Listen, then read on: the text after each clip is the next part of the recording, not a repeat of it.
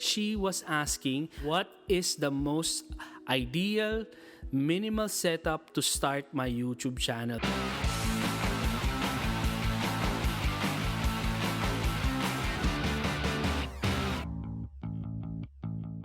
So good morning, sessionistas and photogs, and welcome to Photogs Life. My name is Chris Calumberan, and I am the chief photographer and founder of Chris Calumberan FZE. Please follow our social media pages. I will put the links down below. Magandang umaga sa inyong mga kalitrato. Actually, nagpadala ng isang question si Team Riza Koinonia. Yes. So Miss Riza, she is based here in Dubai. She is a marketing manager and she was asking, nagtatanong po siya, no? I will read it for you. What is the most ideal minimal setup to start my YouTube channel? Sa madaling salita, naghahanap siya ng paraan paano makakapagsimula ng YouTube channel or madodocument yung sarili niya o makakagawa ng content para sa sarili niya ng the most minimal way, sa pinakasimpleng paraan. Yon. Actually, yesterday I have already done a live for this, but I am recording this properly in such a way na para maintindihan nyo more concise way. Simulan natin. So, what is the most ideal minimal setup to start my YouTube channel? Number 1, everybody has a mobile phone. We do not need to jump in an expensive SLR, DSLR, or mirrorless cameras. We don't need to jump into a cheaper version or the most expensive version, because usually what happens is we end up using the most cheapest version that we can afford, na ang nagiging resulta is cheaper quality of video at the same time. So before we should test the waters before we proceed on buying a proper rig for ourselves. Tinawag yang rig, ibig sabihin yung setup natin. We have different rigs. Walang pinakatamang or ideal rig na nababagay. Depende lang talaga doon sa iyo kung ano yung nababagay talaga. Walang standard na setup. Ganun yun. Merong mga iba't ibang kombinasyon na pwede nating gamitin, pero ituturo ko sa inyo yung pinakasimple na aware ako na uso ngayon na pwede nating gawin sa pinakamurang halaga. Yon ang ating mission right now. So, magsimula tayo sa mobile phone. It's very convenient. Everybody has a smartphone or a mobile phone. Kasi nandito na lahat eh. Simplicity. Meron siyang built-in microphone, meron siyang front camera, and meron din siyang rear camera. Built-in microphone, front camera, and rear camera. The built-in microphone is used for us to capture instantly audio. It's not the ideal audio setup, but then again, we can use it by we can enhance it by cupping our hand like this para masalo ng acoustics yung audio natin na galing sa ating bibig. Ganyan. Hindi siya komportable, pero kapag ka nagsalita tayo, nasasalo niya yung ating boses towards the camera. At the same time, we can use the front camera for a selfie style if we want to speak to the camera. Nakikita natin yung sarili natin on the front camera itself. But if we want a better or a much more scenic approach doon sa quality ng video or ng photograph, we usually use the rear camera na available dito rin sa mobile phone. Usually, mas mataas yung quality ng rear camera compare sa front camera. So yun, those are the reasons why it's very convenient to use a mobile phone. You have your front camera for your selfie, you have your rear camera for scenic shots and more quality shots, more quality video, and you have your own built-in microphone. But how we would be able to enhance it more? Paano pa natin mapapaganda ang ating footage? Una, number 1 is stabilization. Meron tayong iba't ibang klase ng stabilizers. Yan yung tripods, iba't ibang klaseng tripods. Meron din tayong gimbal na tinatawag. Papakita natin dito sa video. We have that kind of gimbal. Pero syempre, ang ating mission ngayon is ipakita sa inyo kung ano yung pinakasimpleng setup. So we have tabletop tripods. This is a Joby tripod, yung tinatawag na for guerrilla tripod na very versatile. Yan. But I don't usually use this kasi hindi siya convenient for me. Meron tayo nung telescopic na tripod. Telescopic siya kasi na adjust yung height. Hindi rin ito yung paborito ko kasi medyo flimsy siya. Madulas, hindi siya stable. At ang aking go-to tripod, which is the Benro tripod, or there's another brand na pwede nating gamitin, which is much more stable at much more convenient dalhin. Kasi yan, na-adjust siya, meron siyang ball head. Ito yung ball head na tinatawag, no? Meron siyang ball head at very stable. Ito yung paborito kong ginagamit. Pwede siyang selfie stick at pwede rin siyang tripod. Yun. Ito ang ginagamit kong madalas. So, usually, it comes with a clip na pagkakabitan ng telepono mo. So, i-screw natin siyang ganito, tapos ikakabit natin yung telepono. Usually, yung mga gamit na nakukuha natin is minsan, kinukuha natin sa ibang mga gamit. Kinukuha natin sa ibang mga equipment. Minsan, kasi itong kabitan ng telepono na to is galing sa isang selfie stick na hindi ko na ginagamit dahil nga tabletop tripod. Kasi as my work as a professional photographer, hindi talaga ako gumagawa ng content to show myself. Ang talagang hawakan nito or talagang clip nitong Benro tripod na to is this one. Medyo naging na siya, no? Medyo naging customized na siya. Kinabitan ko siya ng cold shoe. Yan. Makukuha siya sa iba't ibang mga stores. Very readily available naman to. Pag sinabi mong cold shoe, bibigyan ka ng tindero na kahit anong cold shoe na pwede mong gamitin. This one came from Photix or something similar na brand na panghawak ng speed light. Yon. Kasi this is used for strobing. Yon. Kasi kakabitan mo siya dito ng speed light tapos meron siyang transceiver and receiver. Yon, na magagamit ang mga speed light for external or off the camera shoe flash. But anyway, that's a different topic. But anyway, nirepurpose ko siya para mailagay rito sa top niya. Papaliwanag ko kung bakit. Pero this is my favorite go-to setup na ginagamit ko almost every day nung wala pa akong GoPro. Yan. Kasi yung GoPro, it's another setup that I have that we can discuss some other time. But this one right now, since si Miss Riza yung nagtanong, ano yung pinakamadaling setup for her? So, unti-unti nating i-enhance, no? So, first is, you'll have your standalone phone. Handheld. Dadantay mo lang siya sa pader or sa kung saan man.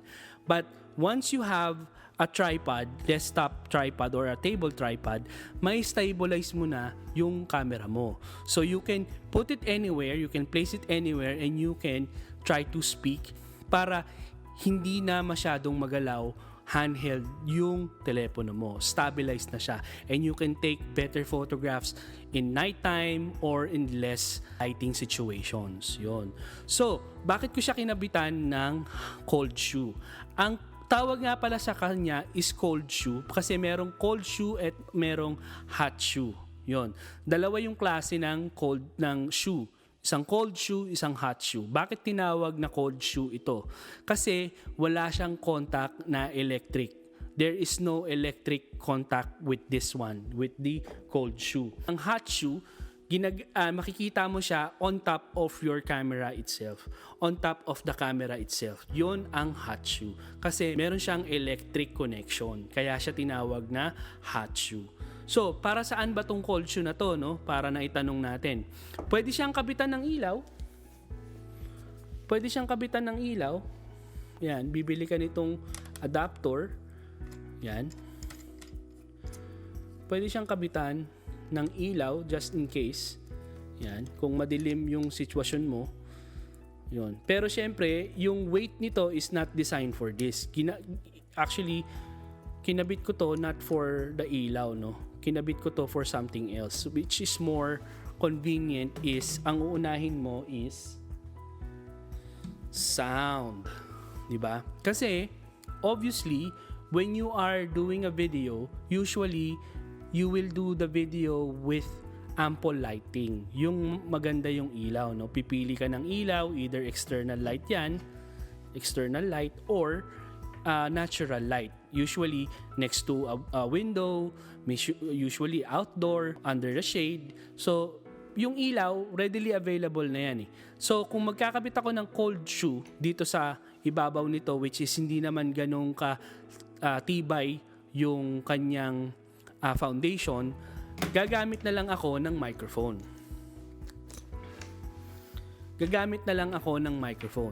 Which is this type.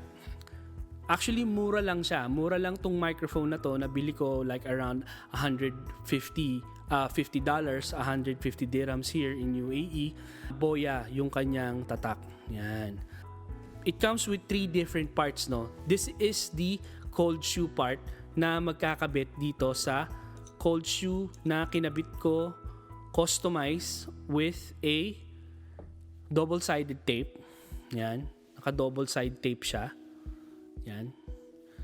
At kinabit ko tong para makabit siya using a cold shoe adapter.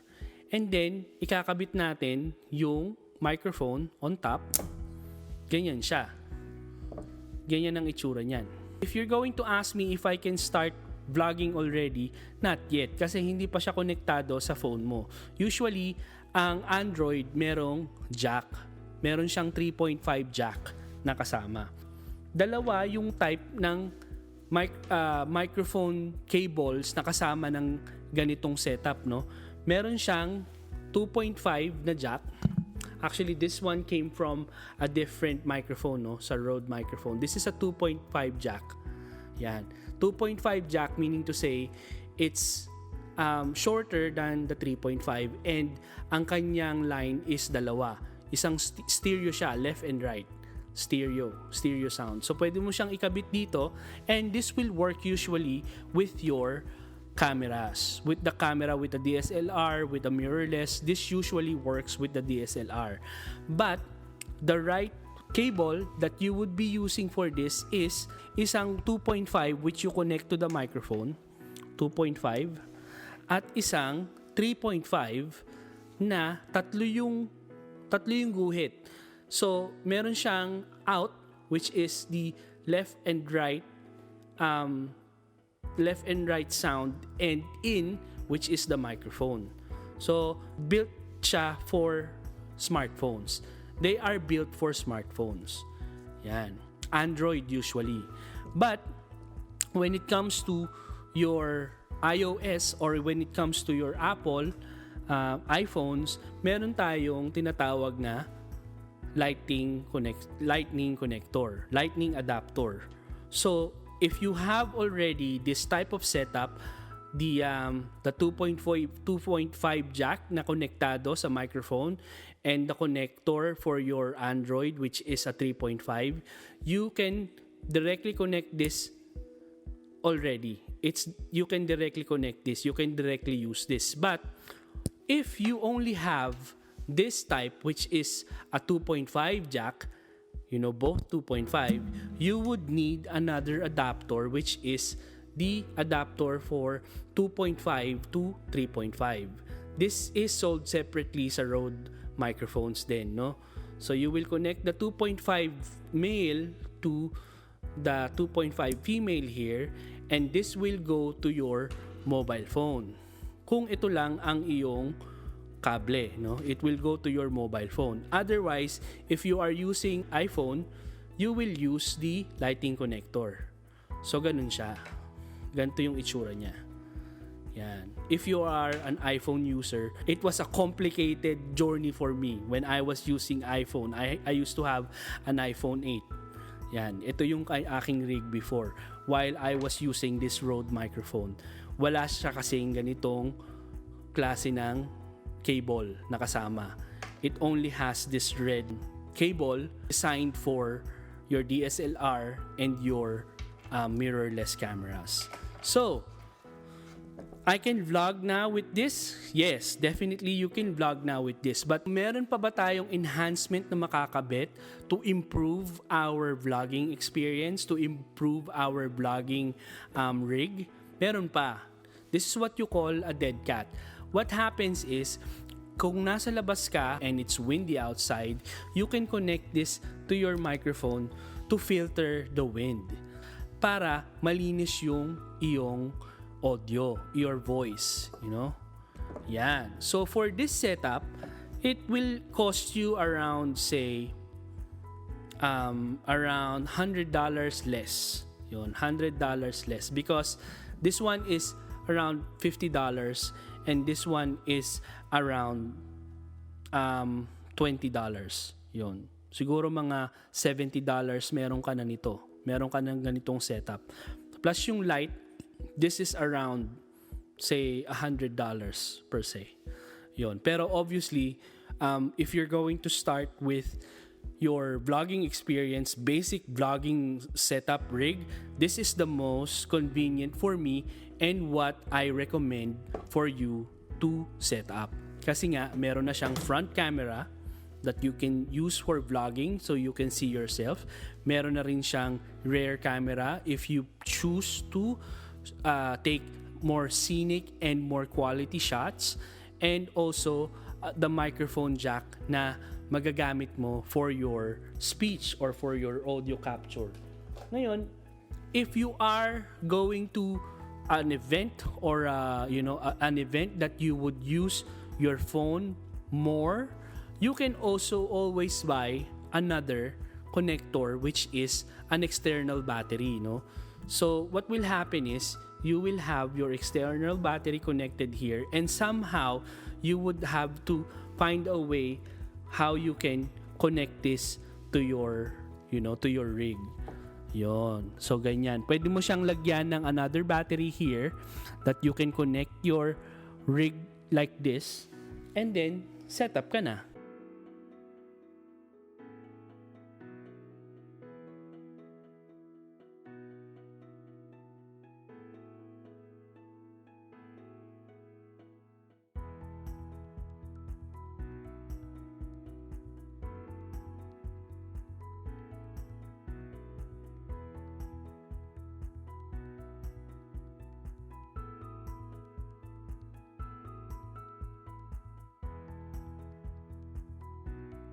Hanggang dito na lang muna. Maraming salamat po sa pakikinig at sana may natutunan kayo. But anyway, thank you very much for having me. Keep on shooting and live the photog's life. Cheers!